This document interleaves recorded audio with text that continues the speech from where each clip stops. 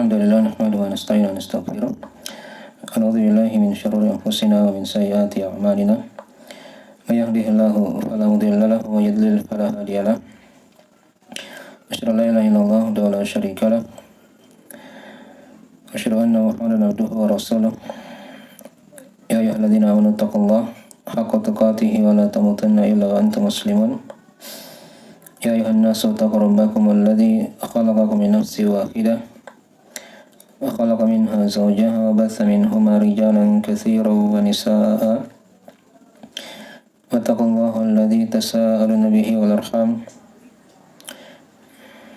innallaha kana 'alaykum raqiba. Ya ayyuhalladzina amanu taqullaha wa qulu qawlan sadida يصلح لكم أعمالكم ويغفر لكم ذنوبكم ومن يطع الله ورسوله فقد فاز فوزا عظيما أما بعد فإن أصدق الحديث كتاب الله وخير الهدي هدي محمد صلى الله عليه وسلم وشر الأمور محدثاتها فإن كل محدثة بدعة وكل بدعة ضلالة Akulla dhalalatin finnar. Ma'asyiral muslimin wal muslimat yang dirahmati oleh Allah Subhanahu wa taala dimanapun berada. Pada malam hari ini insyaallah taala kita akan lanjutkan dari pembahasan dari fikih-fikih akhir Ramadan. Dan kita masih dalam pembahasan seputar zakat. Yang sudah diterangkan pada pertemuan sebelumnya tentang beberapa hukum seputar zakat al-fitr. Nah, dari yang telah kita ringkas dari uraian Syekh Shalih Fauzan hafizahullah taala tentang apa itu zakat al-fitr, maknanya, kemudian telah diterangkan hukumnya, syariatnya bagaimana, dan juga sudah diterangkan kadar yang dikeluarkan dari zakat al-fitr tersebut. Demikian pula telah diterangkan juga apa yang dikeluarkan dari makanan pokok yang ada di negeri itu dimakan oleh kebanyakan penduduknya, dan ukurannya sudah diterangkan, yaitu 1 sa'. Nah, atau didekatkan dengan ukuran timbangan. Ada yang menghitung 2,4 kilo, ada yang menghitung 2,6 kilo, dan ada yang menghitung 3 kilo. Nah, juga sudah diterangkan ya bahwasanya zakat al-fitr ini dia diwajibkan atas seluruh kaum muslimin, baik dia budak ataupun orang merdeka, laki-laki ataupun perempuan, kecil ataupun besar. Adapun kalau dia masih dalam kandungan, sudah diterangkannya tidak ada kewajiban zakat padanya. Akan tetapi disunahkan bagi orang tuanya untuk membayarkannya, tapi dia tidak wajib ya, berdasarkan dari perbuatan Utsman bin Affan radhiyallahu taala anhu. Dan juga sudah diterangkan dari hikmah adanya zakat al-fitr ini, ya, dia sebagai makanan untuk orang-orang miskin dan sebagai pembersih bagi orang-orang yang berpuasa dari hal yang tidak ada manfaatnya, senda gurau yang tidak bermanfaat, perkara yang sia-sia. Nah, maka dia dibersihkan dengan zakat al-fitr. Dan juga sudah diterangkan dari hukum yang berkaitan dengan zakat al-fitr ini oleh Syekh. Waktunya itu dikeluarkan sebelum salat Id. Dan itu yang paling utama. Ada waktu wajibnya ketika terbenamnya matahari di akhir Ramadan atau telah masuk malam Idul Fitri. Itu dari waktu yang paling utama untuk membayar zakat al-fitr. Dan boleh dia kedepankan sehari atau 2 hari sebelum Idul Fitri. Dari tanggal 28 Ramadan itu sudah boleh, 29 berdasarkan dari perbuatan seperbuatan para sahabat, di mana mereka membayar zakat fitrnya itu sehari atau 2 hari sebelum Ramadan. Itu diterangkan dari hadis Ibnu Umar radhiyallahu taala anhu. Nah, tapi kemudian juga sudah diterangkan bahwasanya seorang kepala keluarga itu yang asalnya membayar zakat fitr untuk siapa yang dia tanggung dari orang-orang di rumahnya, dari istri dan anak-anaknya. Nah, kemudian juga sudah diterangkan oleh Syekh, boleh bagi seorang dia bayarkan zakat orang lain, tapi dengan syarat dia minta izin ya. Dia minta izin, dia ingin bayarkan dari zakat tersebut. Nah, adapun kalau untuk keluarganya, siapa yang dia tanggung, maka tidak perlu dia izin. Karena itu sudah kewajiban yang Allah wajibkan kepadanya untuk menanggung dari zakatnya. Nah, dan juga sudah diterangkan bahwasanya kalau misalnya, anggaplah, tapi ini jarang terjadi ya, kalau misalnya ada sebagian masyarakat yang makanannya bukan bentuknya biji-bijian, bukan seperti beras atau korma atau gandum, tapi dia dari susu misalnya, atau daging, atau ikan, atau misalnya roti, maka asalnya dia bayar juga pakai itu. Tapi kalau misalnya dia bayar pakai makanan yang lebih tahan lama, seperti beras, maka itu yang lebih utama dalam masalah ini. Dan juga sudah diterangkan tentang masalah hukum mengeluarkan zakat fitr dengan menggunakan uang atau harga dari makanan tersebut. Ini adalah kesalahan ya, yang hendaknya diingatkan, karena hal tersebut tidak pernah terjadi di masa Nabi SAW. Padahal di masa itu ada mata uang dinar, ada juga mata uang dirham, dan mereka tidak membayarnya dengan hal tersebut, dan mereka bayar dengan makanan yang dimakan di kala itu.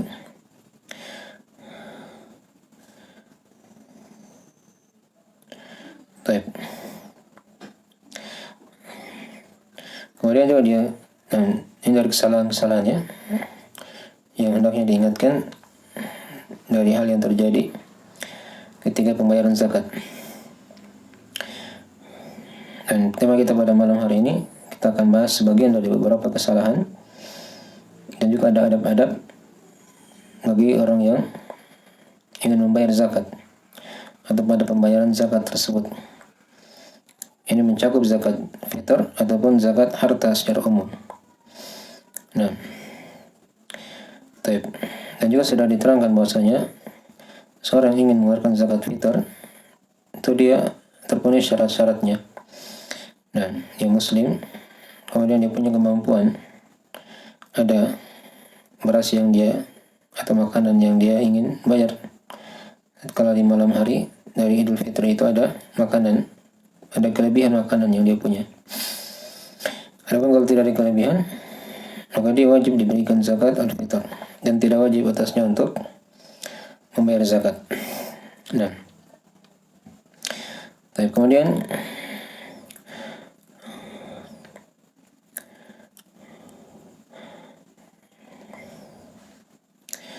ya, pada malam ini kita akan terangkan dari sebagian atau di antara syarat juga yang lain yang diterangkan oleh para ulama. Dari syarat orang yang bayar zakat al-fitr ini, itu dia niatkan hal tersebut, rasanya ini sedekah untuk zakat ya, bukan untuk yang lain. Karena kalau dia tidak niatkan untuk zakat, maka dia dihitung sedekah biasa, hitung sebagai sedekah biasa. Kemudian di antara syarat juga itu telah masuk waktu pembayaran zakat.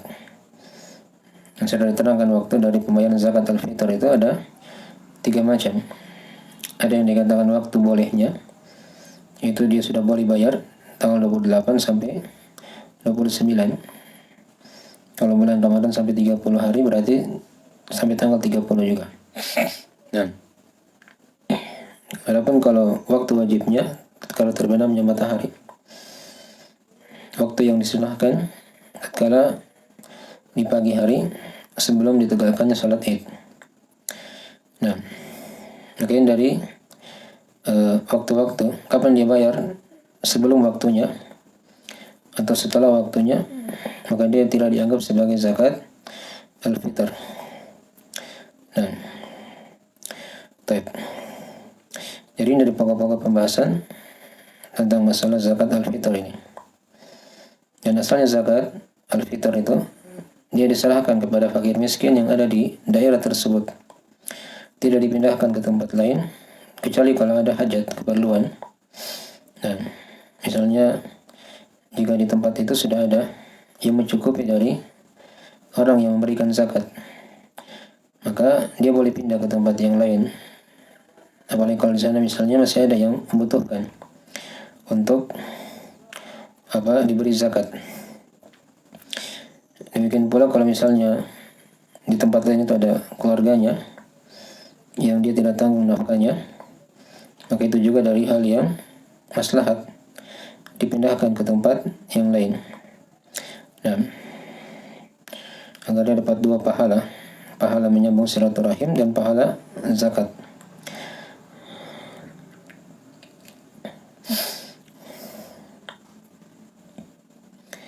Ya.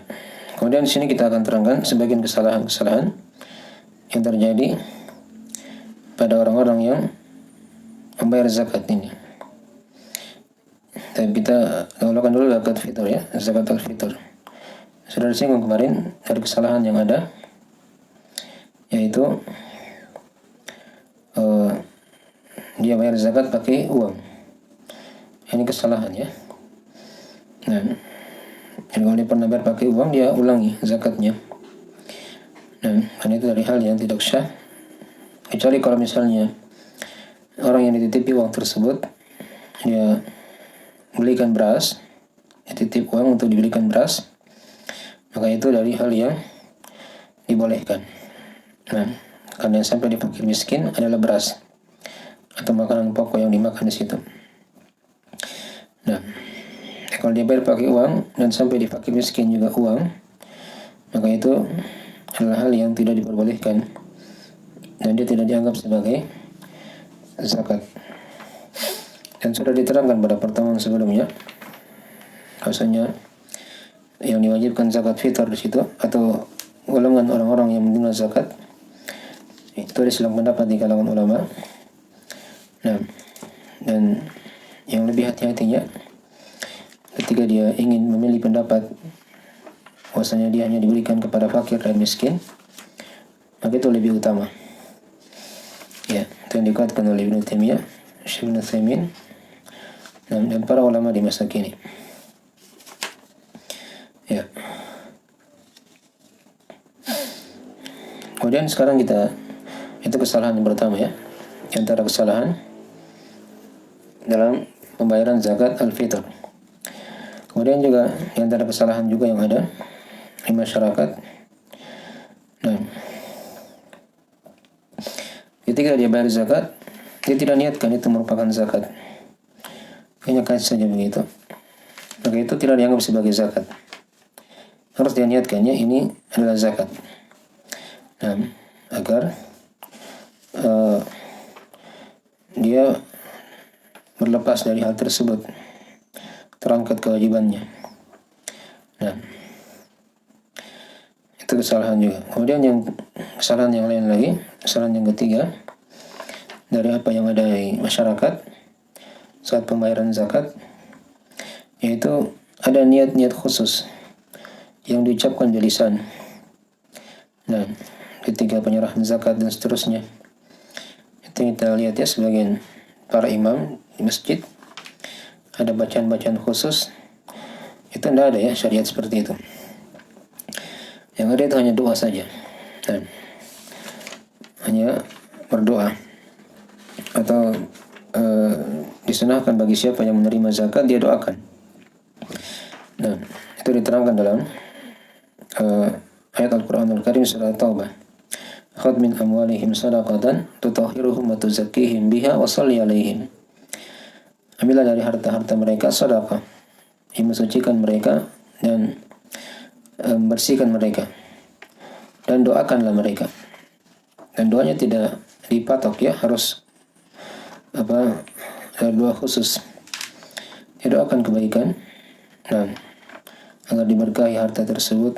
Orang yang memberi zakat juga dijadikan sebagai perbendaharaan untuknya nanti, sebagai pahala di sisi Allah, bukan sebagai hal yang membawa kerugian kepadanya. Dan demikian pula didoakan semoga Allah memberikan balasan yang berlipat ganda kepada orang yang memberi zakat. Didoakan agar diberkahi hartanya dan dijadikan sebagai pensuci untuknya. Adapun doa khusus saat menerima zakat itu tidak ada ya, dari hadis-hadis dalam masalah itu yang sahih. Itu dari kesalahan juga ketika pembayaran zakat. Dia mengucapkan niat khusus atau ada doa-doa khusus yang diucapkan. Itu dari hal yang tidak ada dalilnya dalam masalah ini.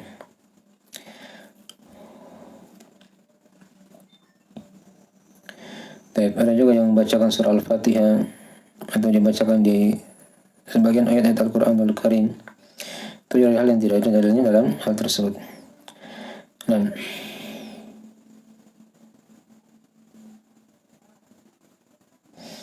kemudian juga di antara kesalahan yang ada dari pembayaran zakat al-fitr ini, yaitu adanya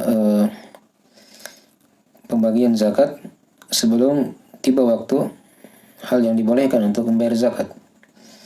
Misalnya dia bagi sebelum tanggal 28 Ramadan, masih jauh hari sebelumnya, itu bukan dikatakan zakat ya. Apakah dia bayar di awal Ramadan atau di pertengahan Ramadan, maka itu tidak dikatakan sebagai zakat al-fitr. Nah, tidak dikatakan sebagai zakat al-fitr. Ya. Kemudian juga di antara kesalahan dari pembayaran zakat al-fitr ini juga, yaitu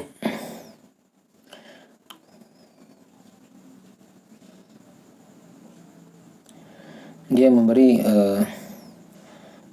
zakat al-fitr itu bukan pada orang yang tepat untuk diberi. Maka itu dari hal yang tidak diterima darinya. Nah, karena sudah diterangkan ya, kalau dipilih pendapat kebanyakan ulama berarti 8 golongan itu. Dipilih pendapat yang lebih dekat dalam masalah ini adalah fakir miskin yang diberi. Nah, makin dari sebagian kesalahan-kesalahan yang ada dalam pembayaran zakat al-fitr. Kemudian di sini ada tulisan ringkas dari orang Syekh Shalih Fauzan hafizahullah taala tentang masalah adab-adab atau apa yang dilakukan ketika mengeluarkan zakat itu. Nah, ada beberapa pembahasan yang boleh diterangkan di sini. Walaupun ini berlaku juga untuk zakat secara umum, dari zakat fitr ataupun zakat harta secara umum. Baik.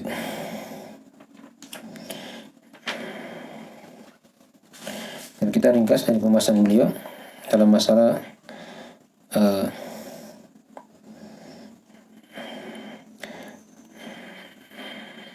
pembayaran zakat ini.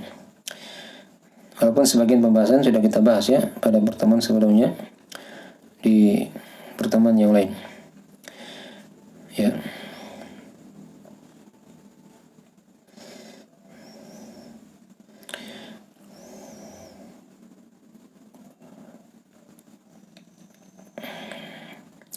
Dan tentang masalah anjuran untuk mempersegera zakat tersebut. Ini kalau dia bentuknya zakat harta ya. Boleh ingatkan di situ juga tadi sudah disinggung. Nah, maksudnya zakat ini berlaku untuk seluruh kaum muslimin.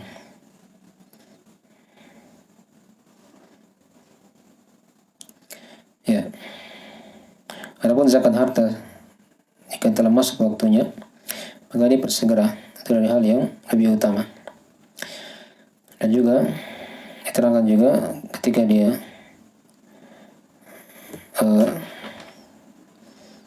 yang tidak boleh ketika mengeluarkan zakat kecuali dengan ada niat. Ini sudah disinggung tadi ya, tentang masalah niat. Agar bisa terbedakan antara zakat yang wajib dan sedekah yang sifatnya sunnah. Kemudian juga diterangkan oleh beliau yang lebih utama ini untuk zakat harta ya pada umumnya, walaupun juga zakat fitur juga berlaku. Orang yang mempunyai harta itu dia beri langsung kepada siapa yang berhak menerima zakat. Nah, atau kepada wakil yang dijadikan wakil dalam masalah ini. Dan agar diserahkan kepada siapa yang menerima zakat tersebut. Karena pemerintah memang tidak mengharuskan ya, harus diberi kepada mereka. Dan kalau mereka mengharuskan, misalnya pemerintah mengharuskan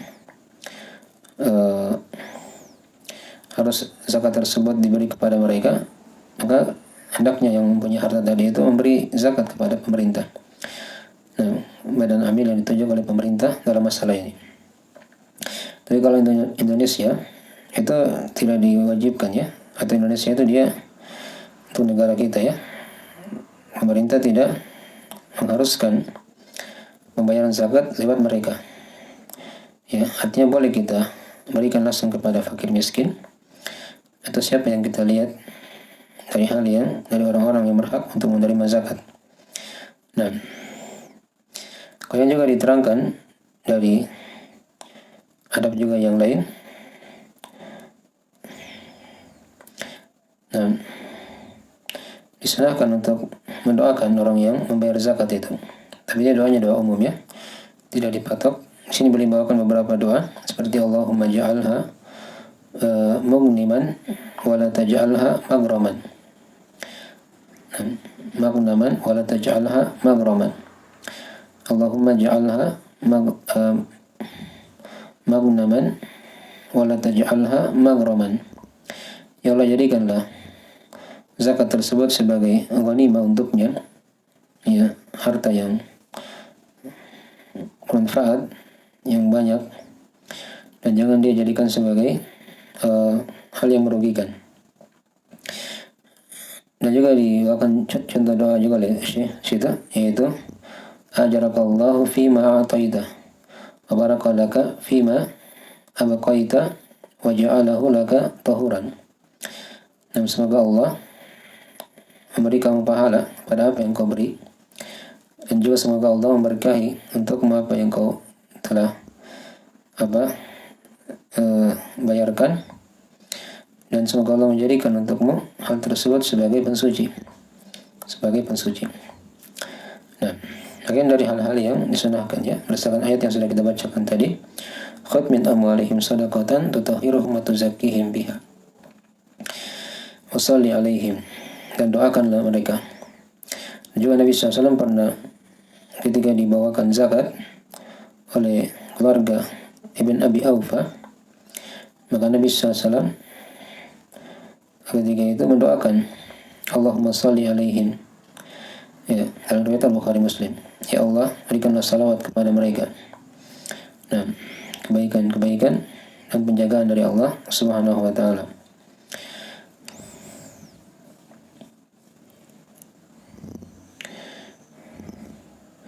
Tapi juga beliau terangkan di situ sebagian perkara-perkara ketika menerima zakat, atau ya, ini kalau misalnya dia bentuknya zakat harta atau zakat al-fitr juga. Dan boleh untuk dia beritahu ya, ini dari zakat, dia beri begitu. Nah, agar bisa dibedakan ketika dia memberi siapa yang berhak menerima zakat, maka dia boleh memberi keterangan seperti itu. Maksudnya dari zakat silakan diambil. Nah, itu kalau misalnya, walaupun tidak ada rincian dari Syekh Shalih Fauzan ya. Dan diterangkan di situ jika seorang itu dari orang yang butuh dan dari kebiasaannya dia memang mengambil zakat. Nah, maka ketika diberikan zakat kepadanya, nah, akan boleh dikatakan ini adalah zakat. Nah, kemudian kalau dia dari orang yang butuh, rincian yang kedua, dan tidak diketahui dari kebiasaannya, dia mengambil zakat, maka diberitahu, ya, bahwasanya ini adalah zakat. Diberitahu bahwasanya ini adalah zakat. Dan juga sudah diterangkan pada pembahasan sebelumnya tentang masalah yang lebih utama di sini seorang dia keluarkan zakat dari harta yang ada di negerinya. Nah, ini kalau masalah zakat harta ya, disinggung di sini. Ya, dan dia bayar juga, dia serahkan kepada fakir miskin yang ada di situ. Ini sudah kita baca hadisnya ya. Khudh min aghniyaihim wa turaddu ila fuqaraihim. Diambil dari orang-orang kaya mereka dan dikembalikan kepada orang-orang miskin mereka. Dan jangan dia pindahkan ke tempat lain kalau tidak ada keperluan. Kalau ada keperluan yang sudah diterangkan tadi ya, di tempat lain itu ada hajat, orang lebih butuh, maka boleh dia bawa ke tempat lain. Atau kalau misalnya ada keluarganya di tempat lain yang bukan dari tanggungannya, maka boleh dia beri di sana, dipindahkan ke tempat yang lain yang lebih butuh. Nah, tapi kemudian di antara adab juga dalam masalah ini ketika pembayaran zakat. Nah, tapi ini berlaku untuk imam ya, untuk memimpin kaum muslimin. Kalau misalnya mereka membuat, tadi sudah disinggung ya, mereka membuat semacam badan amil zakat dan mensyaratkan seluruh masyarakat, rakyat harus membayar kepada mereka, maka wajib kita bayar kepada mereka. Tidak boleh kita kasih fakir miskin secara langsung. Itu kalau keadaannya seperti itu ya, baik itu zakat harta ataupun zakat al-fitr ini. Dan kadang pemerintah di sebagian negeri-negeri ya yang menerapkan hukum Islam, mereka mengutus dari orang-orang yang akan mengambil zakat di rumah-rumah, dari orang-orang yang telah sampai kewajiban untuk membayar zakat di situ, terpenuhi padanya syarat-syarat untuk membayar zakat, baik itu zakat harta secara umum atau zakat al-fitr. Itu pada sebagian keadaan. Tapi kalau Indonesia tidak seperti itu ya. Sudah diterangkan tadi bagaimana keadaan yang ada di sini. Nah, ya.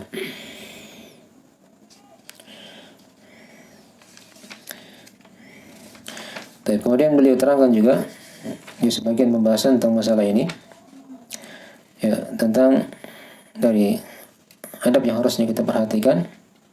Perlu kita membedakan di sini ya antara orang yang berhak menerima zakat dan orang yang tidak berhak menerima zakat. Nah, sudah diterangkan pada pembahasan-pembahasan sebelumnya secara umum, kalau dia zakat harta itu diberi satu dari 8 golongan.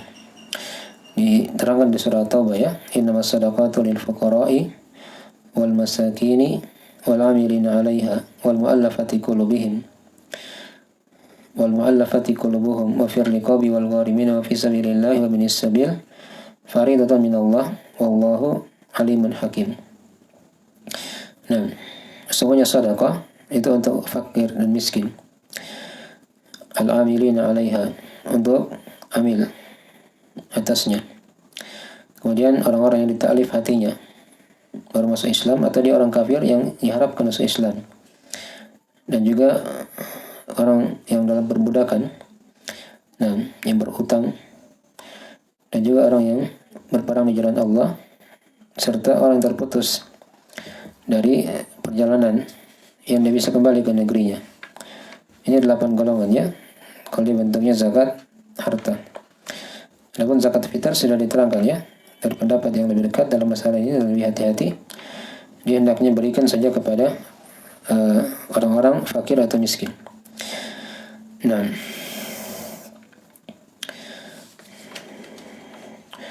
baik. Ini dari hal yang hendaknya dibedakan ya. Jadi kalau dia tidak masuk dari 8 golongan tadi itu, maka tidak boleh dikasih zakat. Dia bukan dari fakir, miskin, atau mu'allaf atau amil. Ini kalau masalah zakat harta ya. Atau orang yang ditalif hatinya, bukan juga dari perbudakan, orang yang berutang, atau yang berperang di jalan Allah, atau ibnu sabil, maka tidak boleh diberi zakat. Misalnya dia orang kaya, atau dia bukan amil, atau selainnya yang sudah diterangkan tadi itu, orang yang merdeka, yang mampu. Nah, mungkin dari hal yang tidak diberi zakat. Nah, baik. Kemudian juga boleh terangkan di situ. Ya, saya ringkas saja dari pembahasan di sini. Boleh ingatkan juga ya, ada orang-orang yang mereka tidak boleh dikasih zakat tatkala mereka itu dari kerabat yang nafkahnya ditanggung oleh orang yang memberi zakat tadi itu. Ya misalnya dia beri kepada istrinya, anaknya, tidak boleh ya. Atau diberi kepada ayahnya, kakeknya, ibunya, itu tidak diperbolehkan. Karena itu dari kerabat yang hendaknya kita berikan sedekah kepada mereka, bukan dari zakat. Bukan dari zakat. Dan ini sering kadang ditanyakan ya, tentang hukum memberi zakat kepada karib kerabat. Ya di situ ada rincian. Kalau misalnya karib kerabatnya itu dari keluarganya, yang nafkahnya dia tanggung, maka tidak boleh dia beri zakat. Tapi kalau misalnya karib kerabatnya bukan dari orang yang dia tanggung nafkahnya, maka tidak ada masalah diberi zakat. Bahkan itu dari hal yang lebih utama. Kalau misalnya karib kerabatnya dari orang yang berhak menerima zakat, yang nafkahnya tidak dia tanggung. Nah, dan juga tidak boleh memberi zakat kepada karib kerabat yang kaya. Atau misalnya dia miskin tapi dia punya keluarga yang senantiasa memberikan infak dan sedekah kepada dia, sehingga dia mencukupi, maka tidak boleh juga diberi zakat. Itu diterangkannya oleh Syekh. Nah, bagian dari hal-hal yang diingatkan ya, dari orang-orang yang tidak boleh diberikan kepada mereka apa? Zakat. Sebagian ada rincian dan sebagian lagi tadi sudah diterangkan. Nah, dan juga tidak boleh tadi dia beri zakat kepada ayahnya atau kakeknya atau ibunya. Dan juga kalau ke bawah misalnya tidak boleh diberi kepada anaknya. Nah, itu dari hal yang tidak dianggap sebagai zakat kalau diberi kepada mereka. Nah, karib kerabat boleh diberi sepanjang dia bukan dari yang tidak ditanggung nafkahnya. Nah, tapi ini sebagian perkara-perkara ya yang dibahas oleh para ulama dalam pembahasan masalah adab-adab dalam pembayaran zakat itu. Diperhatikan hal-hal yang telah kita terangkan tadi. Dan juga sudah diterangkan pada pembahasan sebelumnya ya, seorang yang bayar zakat hendaknya dia perhatikan jiwanya. Nah, ketika dia membayar zakat hendaknya dia niatkan hal tersebut sebagai kedekatan di sisi Allah Subhanahu wa taala. Kemudian di akhir dari pembahasan ini, dan ini dari malam-malam yang terakhir dari bulan Ramadan, ya hendaknya seorang itu dia senantiasa bertobat kepada Allah Subhanahu wa taala dan senantiasa berdoa agar amalannya diterima oleh Allah Subhanahu wa taala. Nah, karena seorang tidak ada yang bisa menjamin dari apa yang dia amalkan di bulan Ramadan ini, apakah dia diterima atau tidak. Tapi hendaknya dia senantiasa berdoa kepada Allah Subhanahu wa taala agar amalannya diterima oleh Allah. Ya, para nabi dan rasul saja dari orang-orang yang besar itu senantiasa berdoa kepada Allah. Perhatikan Nabi Ibrahim dan Nabi Ismail. Tatkala mereka selesai membangun Ka'bah, rumah Allah yang paling mulia di muka bumi ini, diterangkan di akhir surah Al-Baqarah, Rabbana taqabbal minna innaka antas samiul alim. Wahai Rabb kami, terimalah dari kami, sesungguhnya Engkau adalah Maha mendengar lagi Maha mengetahui. Nah, maka dia berdoa kepada Allah. Nah, karena Allah hanyalah menerima amalan dari orang-orang yang bertakwa. Nah, orang-orang yang tidak bertakwa atau amalannya tidak terpenuhi pada syarat-syarat, itu tidak diterima oleh Allah Subhanahu wa taala. Karena diterangkan dalam Al-Qur'anul Karim, innama yataqabbalullahu minal muttaqin. Sesungguhnya Allah hanyalah menerima dari orang-orang yang bertakwa. Dan orang yang bertakwa itu adalah orang-orang yang senantiasa menjaga syariat Allah dan dia menjaga larangan-larangan Allah tidak dekati. Dan kita dari ciri orang-orang bertakwa, dia punya ilmu yang dia senantiasa lihat amalannya, apakah sudah sesuai dengan yang diperintah oleh Allah atau tidak, dari niatnya, kemudian dari tuntunannya, dan dari hati yang hendaknya senantiasa dia jaga. Nah, makanya dari hal yang harusnya kita memohon kepada Allah Subhanahu wa taala, kita banyak berdoa kepada Allah, semoga dari apa yang kita amalkan di bulan Ramadan ini adalah hal yang diterima oleh Allah Subhanahu wa taala. Nah, dan sebagian para ulama itu ada yang berdoa, andai kata Allah menerima dari satu hari saja dari amalan ibadahnya, ya, puasanya atau membaca Al-Qur'annya, maka itu hal yang menggembirakan. Mereka tidak minta seluruhnya. Dan satu hari, satu amalan, satu sujud, kapan diterima oleh Allah, itu lebih utama daripada dunia dan segala isinya. Karena Allah hanyalah menerima dari orang-orang yang bertakwa. Dan tidak ada yang bisa menjamin amalan kita di bulan Ramadan ini, apakah dia diterima oleh Allah atau tidak. Oleh karena itu, hendaknya kita senantiasa berdoa kepada Allah, memohon agar diterima oleh Allah Subhanahu wa taala. Kemudian di antara ciri juga yang hendaknya diingat di akhir Ramadan ini, dari ciri seorang diterima amalannya oleh Allah, itu terlihat pengaruhnya setelah bulan Ramadan. Jadi setelah bulan Ramadan dia berlalu, di situ ada amal-amalan soleh yang tetap dia beramal dengannya. Jadi jangan dengan perginya bulan Ramadan dia tidak lagi beramal soleh, ya, karena bulan Ramadan ini dia merupakan semacam madrasah, ya, pendidikan untuk seorang yang dijadikan bekal untuk menjalani kehidupannya pada masa-masa yang akan datang. Oleh karena itu, di antara ciri amalan diterima oleh Allah, nah, di akhir Ramadan atau di setelah Ramadan nanti akan tampak amalan yang lain.